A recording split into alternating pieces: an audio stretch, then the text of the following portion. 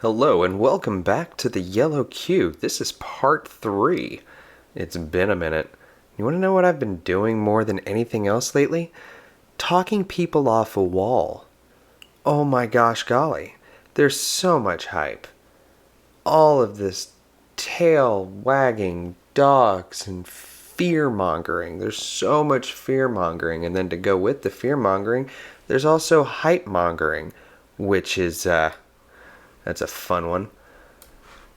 But people are scared. Everything was engineered for this. So there could be a infinite moment of fear like they basically did with 9/11. It's like once they instill the fear, they enact the response and then it just never goes away. And you're just supposed to always be in fear. Just look at the TSA, for example. Always, it's just fear-based, fear-driven. And it's at a time when we should really be unifying. Especially because we can all pretty much see what's going on. They're very blatantly inflating all the numbers and just lying through both sides of their mouth. It's insanity. Like, it's pure insanity. And then just kind of watching all this from a distance, like, people really are this way, huh? But it's fun to watch them wake up too, because everyone's slowly coming around. It's like, okay, you've taken everything from me. Are we at rock bottom yet? And the politicians want to take it farther.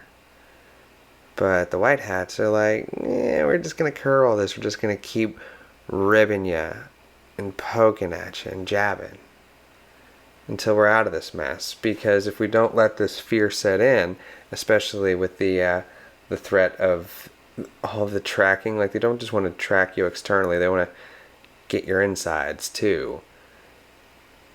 Like the ID 2020, that's a special one.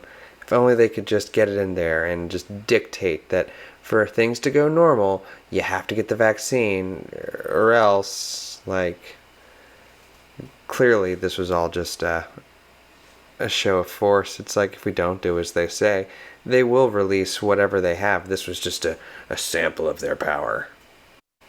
But people shouldn't be freaking out, especially the ones who understand, like, the motives and the story behind just kind of the greater scheme of things. Like, Durham's coming up. You know that once the elections happen, all of these just awful people will be gone, and there'll be no one to stop anything. Like, they won't be able to stop what's coming. It'll just be an avalanche. It'll just be hit after hit after hit, and they can just finally go after everybody because Trump's not running again. They can't use that as an excuse. But then people are still on this black pill, and it's like, oh, but what if evil wins? It's like, well, I'm sorry, I thought you believed so much, and God wins. So really, why are you freaking out? It's like, well, but I know I'm safe, and things will be good for me. But all these other people, like, I'm afraid. It's like, why? Where we go one, we go all is not about where we believers go. No one else goes, unfortunately, though. But, the end's not for everyone, so clearly that's what Q meant, right? Right? No. No, it's not.